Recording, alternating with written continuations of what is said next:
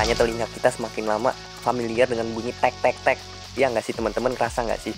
Kayak lagi di jalanan, atau di rumah, atau di sekolahan, atau di tempat kerja bahkan. Kayaknya bunyi tersebut tuh selalu ada gitu loh.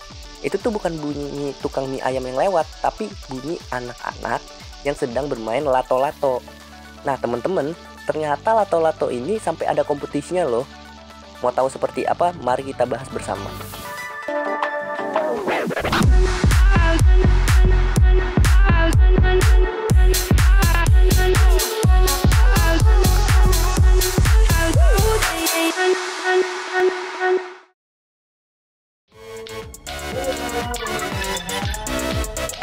Nah, ternyata lato-lato ini bukan permainan baru yang mendadak viral.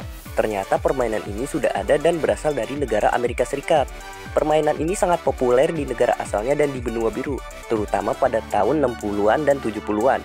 Dan lato-lato ini awalnya dikenal dengan nama Clackers. Penamaan mainan ini dan keviralannya itu disebabkan bunyi yang khas ketika dimainkan. Namun tidak bertahan lama karena mainan ini sempat dipermasalahkan oleh orang tua dan dokter pada 1971 karena dinilai membahayakan anak-anak. Bahkan masalah ini kemudian menjadi serius ketika FDA mengeluarkan imbauan bahaya pada 1973. Pada tahun yang sama pula tiba-tiba mainan ini menghilang dari pasaran. Namun produsen Clackers pada masa itu tidak kehabisan akal. Mereka kembali membuat lato-lato dari bahan plastik agar tidak membahayakan. Karena sudah dibuat dari bahan yang aman, Clackers pada akhirnya kembali diperbolehkan beredar di Amerika dan benua Eropa. Setelah permasalahan lato-lato di negara Amerika Serikat dan Eropa selesai, ternyata malah menimbulkan permasalahan di negara lain. Ya, ternyata di negara Mesir juga sempat mempunyai masalah dengan lato-lato.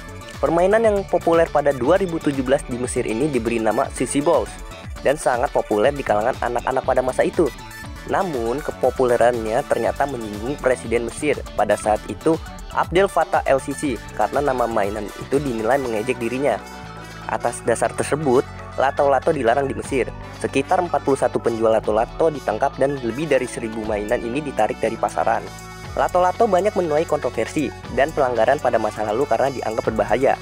Permainan ini dulu dibuat dengan bahan akrilik dan kaca yang rawan pecah dan sering menimbulkan luka pada anak-anak yang memainkannya. Atas dasar itu, bahkan negara Eropa ikut melarang permainan lato-lato, dan larangan ini baru dicabut ketika lato-lato sudah menggunakan bahan plastik. Hanya Mesir yang saat itu melarang permainan lato-lato, bukan karena berbahaya tetapi karena unsur politik pada mainan tersebut. Nah, sekarang bagaimana sih lato-lato bisa masuk ke Indonesia? Ternyata lato-lato mulai meramaikan pasar Indonesia pada era 90-an. Memang sudah lama sekali mainan ini, namun pamor lato-lato saat itu tidak terlalu lama dan kehilangan pamornya pada era 2000-an. Setelah sekian lama terkubur, permainan ini tiba-tiba kembali viral pada tahun 2022 dan kembali dimainkan oleh anak-anak. Bahkan berbagai kompetisi dilakukan di berbagai wilayah karena viralnya mainan ini pada anak-anak. Nah, viralnya mainan ini sebenarnya membawa dampak baik loh bagi anak-anak. Kenapa bisa begitu? Karena lato-lato dapat melatih gerak motorik bagi anak-anak dan menumbuhkan sikap pantang menyerah. Selain itu, lato-lato juga dapat melatih kesabaran dan menjadi sarana olahraga yang tepat bagi anak-anak. Hal penting lainnya adalah lato-lato ini ternyata efektif loh guys untuk menjauhkan anak-anak dari gawanya. Kan cara praktis ini menjawab keresahan orang tua selama ini. Walaupun memiliki banyak dampak positif, tetapi ada baiknya saat bermain lato-lato, orang tua tetap harus mendampingi anak-anaknya. Agar apa? Agar anak-anak dapat terhindar dari dampak negatif yang ada pada lato-lato.